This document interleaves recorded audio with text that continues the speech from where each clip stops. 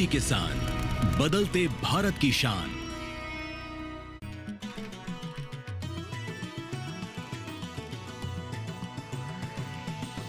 DD किसान, बदलते भारत की शान।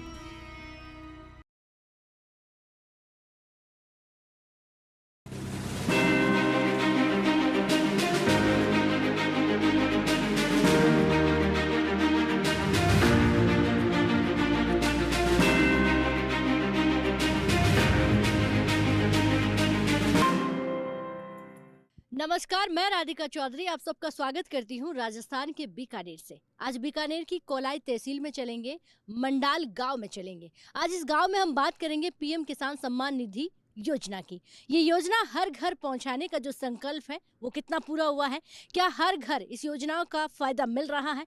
चलिए, चंद कदमों की दूरी है, आज इन गाँव में चलते हैं और किसानों से बात करते हैं। साथ ही तमाम योजनाओं के बारे में बात करेंगे कि किस तरह से सरकारी योजना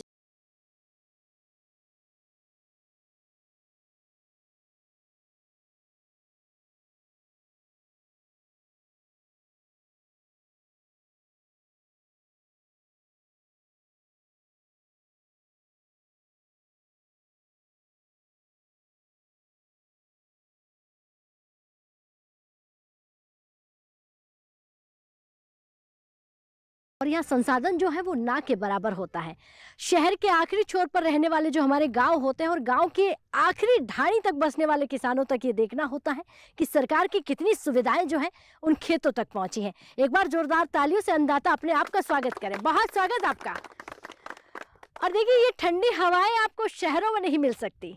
ये खुला आसमान और पॉल्यूशन मुक्त हवाएं, इसके साथ साथ खास बात यह है कि यहाँ की एकता और प्यार जो है और जो यहाँ के रंग बिरंगे कल्चर को भी आप देख सकते हैं। हमारे अन्नदाता बैठे हुए हैं, कृषि विभाग और कृषि विज्ञान यानी कि तमाम अधिकारी भी हमारे बीच बैठे हुए हैं। लेकिन मैं किसान भाई से ही शुरुआत करूंगी कि कितनी यहाँ पर तरक्की होगी। सर, आप खड़े हो जाइए। नमस्कार जी। नमस्कार जी। क्या नाम है आपका? टिकू राम। किसान है आप? हाँ, किसान। अच्छा, टिकू राम जी, पिछले कुछ 10 सालों की बात करूं या 15 सालों की बात कर लेते हैं, कितना परिवर्तन जो है गांव तक पहुंच गया है? देखो, परिवर्तन तो खूब हुआ है। पहले तो हम लोग खेती केवल बैलों से या ऊँट होता था। अब तो ऊँट लुप्त हो गया धीरे धीरे। यहाँ उससे खेती करते थे और वो भी साल में एक बार खेती होती थी और पूर्ण रूप से अच्छा बीज भी नहीं मिल पाता था। अब विज्ञान ने तरक्की की है और विज्ञान से जुड़ने लगे हैं लोग। विज्ञान के अंदर जो कृषि विश्वविद्यालय से भी हम लोग जुड़ गए हैं। वहाँ से अधिकारी साल में 1-2 बार आते भी हैं, हमें भी वहाँ बुलाते हैं, मेला भी लगता है। कुछ बीज भी उपलब्ध कराते हैं जिससे कि वो बीज आप उगाओ और उस बीज को बढ़ा करके और आगे अपनी बड़ी खेती करो। तो हम वहाँ से बीज लाते भी हैं और प्रोडक्शन भी बढ़ा है हमारा। 5-6 क्विंटल का एवरेज अनाज देने लग गया हमारा यहाँ। लेकिन एक मूलभूत समस्या ये आने लग गई, अब जो पानी की जो सुविधा थी वो घट गई। अच्छा। क्योंकि अब इस बार फसल के अंदर सबसे बड़ी दिक्कत कोलाई तहसील के अंदर आजकल प्रोडक्शन इतना तेज हो गया है।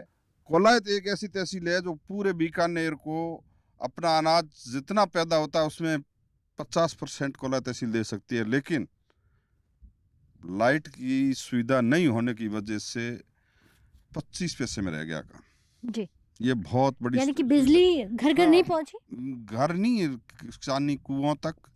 और छोटी मोटी कृषि डिपार्टमेंट द्वारा जो डिगियाँ भी कुछ बनाई है, कुछ और भी हम चाहते हैं कि सरकार हमारे को ये कृषि करने के लिए डिगियाँ उपलब्ध कराएं, तारबंदी भी दें, लोगों को ये जो पाइपलाइन है, फुहारे वगैरह थोड़ा उपलब्ध कराए जिससे हमें सुविधा मिल जाए। अच्छा, एक सवाल और होगा, पीएम किसान सम्मान निधि की बात कर रहे हैं। हाँ जी। क्या ये सम्मान आपके ढाणी तक पहुंच रहा है? हाँ, पहुंच तो रहा है, लेकिन इतना हम भी इतने जागरूक नहीं हुए अभी तक जो अधिकारियों को जाके जगाएं। अब और अधिकारी सब जगह तो अधिकारी भी नहीं पहुंच पाते ना, क्योंकि कुछ तो मांगने वाला भी चाहिए। हम मारवाड़ी भाषा में कहते हैं कि बच्चा जब जाग के माँ को आवाज़ देगा तब माँ उसको खाना खिलाएगी, ऐसी बात है। और हम भी तो इतना नहीं कर पाते, लेकिन अब जहाँ तक हो सके, आज देखो ये किसान आसपास के खेतों वाले ही हैं। जैसे आपको और गाड़ियों देखी ये भाज के आगे, और अभी तो लावणी का टाइम है, इतने किसान बिजी है पूछो मत। उसके बाद भी ये आए हैं। अच्छा टीकाराम जी, एक चीज और पूछनी है मुझे। आपने कहा कि बदलाव भी बहुत हुआ है, समय के साथ परिवर्तन भी हुआ है, विज्ञान के साथ आप जुड़ गए हैं, तो पहले से ज्यादा उत्पादन हुआ या उत्पादन घटा है? उत्पादन तो बड़ा है। तो इसके लिए सबसे बड़ी चीज क्या होती है खेतों के लिए? अच्छा बीज या अच्छी मिट्टी का होना? अच्छी बीज, मिट्टी तो जो थी पहले वैसी ही है। हाँ। बीज अच्छा मिल रहा है और फिर उसमें बोने, जोतने और उसके तौर तरीके अधिकारियों द्वारा बताना, जैसे उसी के उनके अनुसार से हम खेती बोते हैं, उनके ठीक है। दिए हुए बीज को बोते हैं। ठीक है, बैठ जाइए। बहुत धन्यवाद सर, आप खड़े होइए। नमस्कार जी, नमस्कार। क्या नाम है आपका? लक्ष्मण कुमावत। और आप क्या करते हैं? खेती करते हैं। आप भी खेती करते हैं। अच्छा, अब खेती को लोग मुस्कुरा के बोलते हैं कि हम खेती करते हैं। हाँ। पहले बकरी पालना महापाप होता था, शर्माते थे लोग कि अच्छा मैंने किसी को बता दिया कि मैं बकरी पालता हूँ। आजकल किसान कहता है कि मैं गोट फार्मिंग करता हूँ, मुर्गी फार्मिंग करता हूँ, यानी कि पीछे फार्म नाम दे दिया तो उसे लगता है बड़ा बिजनेस हो गया। ऐसा होता है अब यहाँ पर? बिजनेस तो अब लोग इस हिसाब से ही करते हैं ना बिजनेस। पहले तो ठीक है कम बकरी रखते हैं, अब तो लोग बहुत बहुत बकरी रखते हैं, रखने वाले तो ज़्यादा ही रखते हैं, तो उसको फार्म बना दिया। आप अपने खेतों में क्या लगाते हैं? मूंगफली लगाते हैं, बाजरा, मूंग, मोट। अच्छा, साल में कितनी बार खेती लेते हैं? 2 बार। 2 बार। ये 2 बार कब से लेना शुरू किया आपने? ये अभी यहाँ पर कुछ नहरी बेल्ट आ गया, यहाँ कुछ ट्यूबवेल बन गए, तो अभी 3-4 साल हुए हैं। यानी कि आप 4 साल 5 साल पहले साल में 1 बार खेती करते थे बिल्कुल। और आज 2 बार। 2 बार। तो आमदनी भी बढ़ गई है, सीधा सीधा मतलब हो गया है, काम भी बढ़ गया है। हाँ बिल्कुल सही। सरकार की कितनी सुविधाएं पहुंच रही है यहाँ पर? सरकार की तो बीज मिलता है, कृषि फंड है ना जो कृषि विभाग से मिलता है, वो भी मिला है। Farm fund? हाँ अच्छा, उज्ज्वला योजना की बात करूं, आपके घरों में गांव में पहुंचा है? बिल्कुल। पीएम किसान सम्मान निधि, ये सामान्य तौर पर किसानों के लिए राशि आपको मिलती है? बिल्कुल मिलती मिलती है। है। हाँ आपके घर में किसको मिलती है? मेरे घर में हम सब सम्मिलित रहते हैं, 8 जनों को मिलती है। अच्छा। बिल्कुल। अच्छा, आप मुझे ये बताइए कि ये जो राशि दी जाती है, कहते हैं कि किसानों के बड़ी काम आती है, आपको लगता है कि इस राशि को काम में किस तरह से लेते हैं? बिल्कुल, अच्छा बीज लाने के लिए काम आती है। विज्ञान की कितनी बड़ी भूमिका है आपके खेतों के लिए, किसानों के लिए? अब लोग तो यूँ है कि बराबर लेते रहते हैं, जो अधिकारी आते हैं वैसे करते भी हैं, उसका बेनिफिट भी मिलता है। ये अधिकारी आप लोगों के बीच में आते हैं ट्रेनिंग लेने के लिए? बिल्कुल आते हैं। आते हैं। बिल्कुल। खेती पहले वाली कर रहे हो या जो आज की नई खेती हो गई है, नए समय के साथ जिस तरह से खाद बीज देने का सही आपको तरीका मालूम हो गया हो, या पुरानी खेती है? दोनों ही कर रहे हैं लोग। दोनों कर रहे हैं। बिल्कुल दोनों। अब एक आखिरी सवाल होगा, आजकल यूरिया का बड़ा चलन है, लेकिन दूसरी ओर हम कह रहे हैं कि कोरोना जैसी हमने बीमारी देखी है, तो प्राकृतिक खेती यानी कि देसी खाद की तरफ गए हैं आप? देसी अब पहले वाले इसमें मेहनत बहुत ज़्यादा लगती है ना, तो किसान को तो फास्ट करना है, इसलिए ज़्यादा ये यूरिया डाल के खेती करने लग गए। यूरिया थोड़ा कम किया है या और बढ़ा रहे हैं आप? बड़ा वैसे नॉर्मल ही है, इतना ज़्यादा तो नहीं है। जैसे हरियाणा में तो बहुत ज़्यादा चलता है, हमारे इतना नहीं है अभी राजस्थान में। अच्छा, कम ही है। ठीक है, बैठ जाइए। धन्यवाद जी। मैम आप खड़े होइए जी। क्या नाम है आपका? ममता, डिप्टी पीडी आत्मा, कृषि विभाग से। अच्छा, आप कृषि विभाग से हैं। आप क्या क्या काम करती हैं मुझे बताएंगे, किस तरह से आप खेतों तक पहुंचती हैं? जी, हमारे डिपार्टमेंट का काम मेनली ये है कि हम ट्रेनिंग करवाते हैं और किसानों को बाहर विजिट भी करवाते हैं। हाँ, जैसे कहाँ कहाँ लेके गए अब तक? जैसे हमने हिसार है, हिसार में एग्रीकल्चर से संबंधित जितने भी संस्थान हैं, दिल्ली में IRI है और गुजरात में है जूनागढ़ यूनिवर्सिटी है, तो हर साल हम टूर करवाते हैं फार्मर्स को कि किसान वहाँ पे जाके कौन कौन सी योजनाएं वहाँ पे चल रही हैं, जो देख के सीख के आए और वो अपने फील्ड में अप्लाई करें। अच्छा, कैसे चिन्हित करते हैं, क्योंकि कोलायत अगर एक अकेले की बात करूँ, इस तहसील की बात करूँ तो बहुत बड़ी तहसील है, तो आप कैसे चिन्हित करते हैं कि कितने किसानों को, कौन कौन किससे किसानों को ले जाना है? वैसे तो हमारे यहाँ पे सुपरवाइजर हैं, तो हम उनके थ्रू सिलेक्शन करते हैं। प्रोग्रेसिव फार्मर्स जो भी होते हैं तो उनका सिलेक्शन करते हैं। अच्छा, हाँ जी। और नया कुछ हमारे किसानों ने पिछले कुछ सालों में सीख कर आपके कोला, जिस तरह आपने कहा हिसार से हो गए हैं, दिल्ली आपने कहा कि वहाँ पर भी लेकर जाते हैं, तो कुछ नया सीख कर अपने खेतों में किया है किसानों ने? नहीं, जैसे पहले किसान हैं वो ब्रॉडकास्टिंग वगैरह करते थे, तो आजकल है सब लाइन सोइंग करने लग गए। DAP है, यूरिया है, वो भी अब सलाह के अनुसार डालते हैं, जैसे हमारे स्टाफ में या फिर हम लोग जो भी बताते हैं उनके अनुसार डालते हैं। अच्छा, हाँ जी, ठीक है, बैठ जाइए। तो देखिए विभाग किस तरह से काम कर रहा है उस पर भी हम बात कर रहे हैं। मैं KVK से बात कर लेती हूँ। सर नमस्कार। नमस्कार मैडम। कृषि विज्ञान केंद्र जो कि हमारे यहाँ से 70 किलोमीटर दूर है, लेकिन कृषि विज्ञान केंद्र का मेन काम है कि ट्रेनिंग देना, डिमोस्ट्रेशन देना और साथ में यहाँ की जो किसानों की प्रॉब्लम है वो सोल्व करना। सबसे पहले मैं आता हूँ ट्रेनिंग पे। हम मैडम कृषि विज्ञान केंद्र के द्वारा हर गांव में करीबन 25 किसानों को सेलेक्ट करते हैं और उसकी 3 या 4 दिन की ट्रेनिंग हम करते हैं और उसके द्वारा जो ट्रेनिंग करते हैं उसके अंदर हम नई टेक्नोलॉजी बताते हैं, क्रॉप पे, पशुपालन पे और सभी एलाइड एग्रीकल्चर पे, सब पे बताते हैं। इस तहसील में कितने गांव तक पहुंच पाए आप? इस तहसील के अंदर हम 25 से 30 गांव तक अभी तक पहुंच पाए हैं। और कुल कितने गांव है? कुल 300 के लगभग गांव हैं।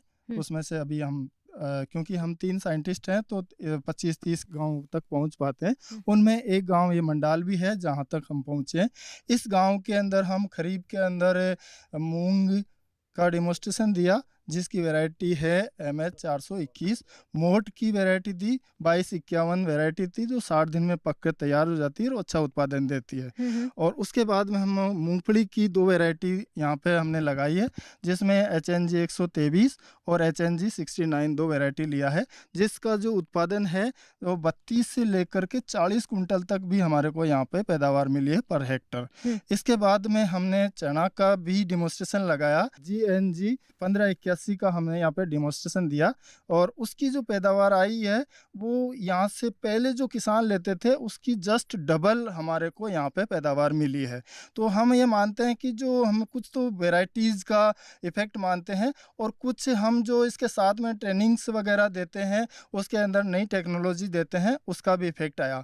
एक अच्छी बात यहाँ पे मेरे को ये लगी कि यहाँ इस कोलायत तहसील के अंदर हम यहाँ क्यूमीन जीरे का बहुत पहले प्रोडक्शन नहीं होता था, लेकिन मैं पहले जालोर से आया था तो जालोर के आने के बाद मैंने यहाँ पे थोड़ा सा उत्साह किया और यहाँ पे जीरे का एक अच्छा बेल्ट हो गया। पहले किसान थोड़ी बहुत लेते थे जिसमें ब्रॉडकास्टिंग भी करते थे, लेकिन मैंने इस टेक्नोलॉजी का इजाद किया और लाइन सोइंग करवाई जिससे किसानों को खरपतवार निकालने में भी काफ़ी मदद मिली है और प्रोडक्शन भी डबल हुआ है। मैडम ठीक है, बैठिए, बहुत धन्यवाद। वक्त हो गया एक छोटे से ब्रेक का। ब्रेक के बाद फोन हाजिर होता है, आप कहीं मत जाइए।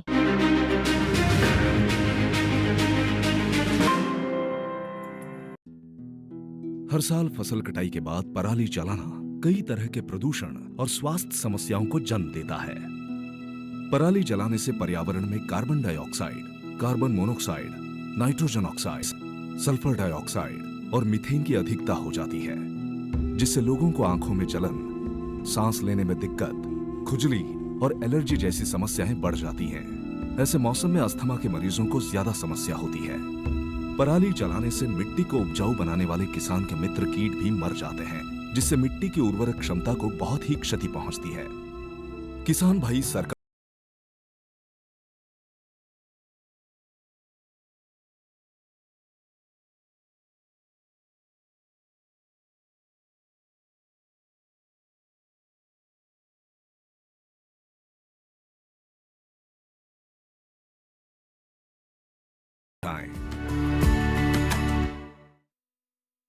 अगली फसल का टाइम तो कभी थोड़ा ही रह गया। ताऊ किसी की फसल हुई? बेटा फसल तो ठीक का है, ये भी अब पक के तैयार होगी। ये बीच में काट के और पराली ने जला के फिर नई फसल बोने की तैयारी करूंगा। पराली जला के? हाँ ताऊ तू पर्यावरण तो खराब करेगा, गेली हमारी सेहत भी खराब करेगा। फसल का दाना जरूरी नहीं होता, बचे हुए अवशेष भी बड़े काम के हो जाए। इनकी जैविक खाद बना के तू मिट्टी की उपजाऊ शक्ति ना और बढ़ा सका है। और तो और इसकी जो पराल बचेगी ना उसने बेच के अलग तो मुनाफा भी ले सका है। हाँ, इस पराली से इको फ्रेंडली पेपर और थर्मोकोल बनाया जाता है। पराली का उपयोग जैव ईंधन और हस्तशिल्प बनाने में भी किया जाता है। इसका उपयोग मशरूम की खेती, डिस्पोजेबल प्लेट्स और कटलरी बनाने में भी होता है। पराली समस्या नहीं, संसाधन है। किसान भाई पराली ना जलाएं, पराली से अपनी आय बढ़ाएं।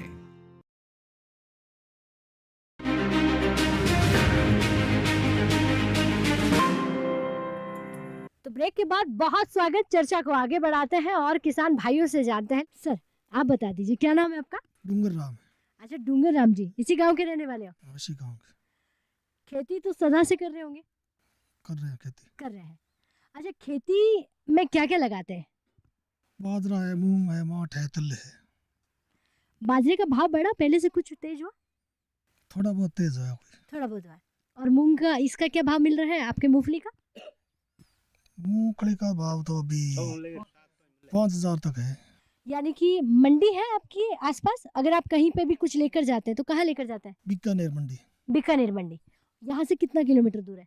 80 किलोमीटर दूर पड़ती है। तो इस तहसील में मंडी नहीं है? तहसील में नहीं मंडी। तो दिक्कत आती होगी आप लोगों को? बहुत दिक्कत आती है। खेती करने के लिए पानी है? हाँ, नहर का पानी आता है, थोड़ा आता, कम आता है। जी। आप भी साल में 2 खेती लेते हैं? एक 2 लेते हैं। तो 2 खेती लेने से आमदनी बढ़ी कि नहीं बढ़ी? आमदनी बढ़ी है थोड़ी बहुत। यानी कि खेत वही है, साल में आप 2 बार मेहनत करते हैं? 2 बार। पहले तो एक ही बार होता था और पूरे साल ऐसे ही बैठते थे? ऐसे ही बैठते। पहले तो बरसात से होती थी खेती। हाँ हाँ। अब नहर से पानी लगता है। तो एक बारिश वाली खेती और एक नहर वाली खेती ऐसे करते हैं या दोनों ही नहर वाली है? नहीं, बारिश से होती है तो वही फायदा होता है, नहर से ही करते हैं दोनों। अच्छा डूंगरराम जी, कृषि विज्ञान केंद्र, कृषि विभाग, तमाम यहाँ पर विभाग है, उन विभागों से मदद मिलती है आप लोगों को? हाँ, खाद बीज मिलता है। आप ये बताइए कि अगर अच्छा बीज मिल जाए तो खेती में कितना फायदा हो सकता है? अच्छा बीज मिलता है तो फायदा होता ही है। तो वो अच्छा बीज कहाँ मिलेगा, जानकारी है आपको? हाँ, बीकानेर से नहीं, ये कृषि विश्वविद्यालय वहाँ से मिलता है। यानी कि विभाग के द्वारा जो बीज आते हैं, आपने चाहे विश्वविद्यालय का नाम लिया, केवीके हो गया, अलग अलग डिपार्टमेंट हो गए, वहाँ से जो बीज लेते हैं वो अच्छे होते हैं। अब आप मार्केट पर भरोसा नहीं करते होंगे? नहीं, बिल्कुल। तो जो बीज आपको एक बार दे दिया गया है, वो बीज आप खुद भी तैयार करते हैं या फिर बार बार आपको बीज लाना पड़ता है? नहीं, खुद वो बीज वापस होता तो दोबारा बीज देते हैं अगले साल। यानी कि अगर एक बार आपको मिल गया तो आप अपने आने वाली खेती के लिए वो बीज रख लेते हैं, अच्छा बीज रह जाता है। जी। अच्छा, अब सरकारें कहती हैं कि हमने डूंगरराम जी के घर तक योजनाएं पहुंचा दी है, वो चाहे पीएम किसान सम्मान निधि की बात करो, आपके मिट्टी की जांच की बात करें, सॉइल हेल्थ कार्ड भी आपने बनाया होगा, कैसी योजना की बात करें, मशीनरी लेते हैं तो कहते हैं इन पर भी सब्सिडी देते हैं, तारबंदी बनाते हैं तो कहते हैं इस पर भी सब्सिडी मिलती है, ये सब है यहाँ पर? तारबंदी का वो फार्म भर रखा है, अभी आया नहीं। अच्छा, फार्म भर रखा है। राशन मिलता है घर में? हाँ, मिलता है। और ये जो 2,000 रुपए है सम्मान निधि, ये मिल रही है? हाँ, ये मिलते हैं 2,000 रुपये साल में, 6,000 रुपये मिलते हैं। अच्छा, एक उज्ज्वला योजना, हमारी महिलाएं पहले चूल्हे पर रोटी बनाती थी, अब मिल गया फ्री का गैस? हाँ, ये मिल गया। चलिए, डूंगरराम जी के घर सारी सुविधाएं हैं, आपसे बात करते हैं। नमस्कार जी। नमस्कार देवेंद्र जी। आपका क्या नाम है? भगवान जी। भगवान जी, और हम देखिए एक ऐसे खेत में है जहाँ दूर दूर तक आपको कोई घर यहाँ पर दिखाई नहीं देगा, दूर दूर तक आपको यहाँ पर कोई नहीं दिखेगा। तो ऐसे खेतों में जो हमारे किसान भाई काम करते हैं उनसे पूछना बहुत जरूरी हो जाता है। जरूरी है, खेत में रहेंगे ना तो खेत में काम करना, गाँव में नहीं जाइए। खेत रोज में रहना पड़ेगा, खेत में काम करना रोज में रहना पड़ेगा, गाँव में क्या लेके जाके? गाँव कितना दूर है आपसे? गाँव से हमारा खेत रह जावे 8 किलोमीटर। अच्छा, 8 किलोमीटर है। 8 किलोमीटर है। अच्छा, खेतों में क्या क्या है? खेतों में खेती को काम है, ट्यूबवेल क्या क्या बुआते? ट्यूबवेल है आपके पास? ट्यूबवेल है अपना घर को। तो फिर पानी की समस्या नहीं होगी? लाइट की समस्या है, 6 घंटा सरकार देती। और ये पीएम किसान सम्मान निधि आपको मिल रही है? राशि मिल रही है, मिलती है 2,000 रुपए? 2,000 मिले टाइम। ठीक है, चलिए जी। आपका क्या नाम है? हरकाराम। हरकाराम जी। अच्छा, ये जो विभाग वाले यहाँ पर बैठे हुए हैं, कभी आते हैं आप लोगों के पास? आते हैं। अगर आपके खेतों में फंगी लग जाए, दीमक आपके जो मिट्टी में बहुत ज्यादा होती हैं, या आपके खेतों की फसल में कोई बीमारी लग जाए, तो समाधान कहाँ से, दवाई कहाँ से लाते हो? तो वही तो बस दुकान रहने गाँव में जा ली हो रहा। अच्छा, दुकानों से लेके आते हैं। हाँ। खाद देसी डालते हैं या फिर यूरिया डालते हैं? यूरिया रहा, DP रे डालो। जी। हाँ, देसी खाद तो मिल रही को। पशुपालन करते हैं आप लोग? हाँ। तो जो पशुपालन करते हैं तो उसकी खाद का छिड़काव नहीं करते? तो 4 बीघा में जाओ, 2 बीघा में जाओ, सारे खेत में हो। सारे खेत में नहीं होते। हाँ। लेकिन शुरुआत तो की आपने थोड़ी। हाँ, करी जी। करी। 2,000 रुपए सम्मान निधि, पीएम किसान सम्मान निधि की बात करने के लिए दिल्ली से आपके गांव आए हैं, पूछने के लिए कि वो 2,000 रुपए बराबर मिल रहे कि नहीं मिल रहे? 2,000 रुपये मन नहीं मिल रहे। आपके गरीब को नहीं मिलता? हाँ, को मिल। आपके परिवार में किसी को नहीं मिलता? परिवार में ये तो भाई ने को मिल रही है। अच्छा, मने को मिल रही। आपको आपने जानकारी ली, क्यों नहीं मिलता आपको? जानकारी में तो मैं कोई ना जानकारी ले जाना ना कोई बात। कभी कभी आप बैंक में गए पूछने के लिए कि आपको क्यों नहीं मिलते? नहीं पूछा। आपने अप्लाई किया था फॉर्म? कहीं को करे। अच्छा, फिर कैसे आएगी जब आपने अप्लाई नहीं किया? इसकी जानकारी लीजिएगा जी। आपका क्या नाम है? अनिल कुमार है जी। अनिल जी, आप क्या करते हैं? मैं टीचर हूँ मैडम। अच्छा, हाँ जी।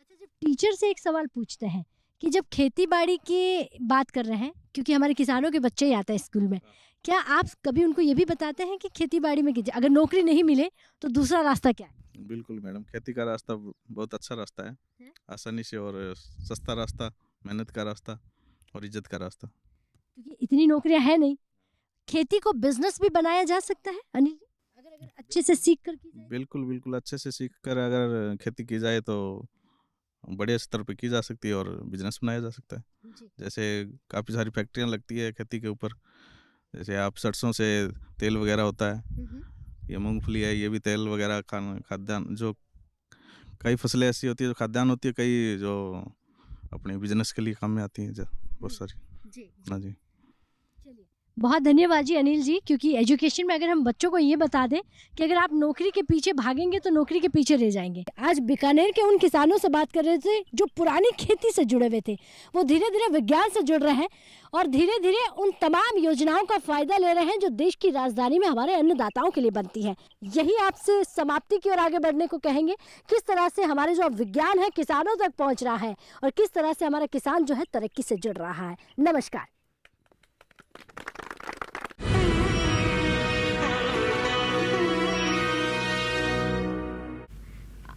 आज कोई कैंटीन पे आया था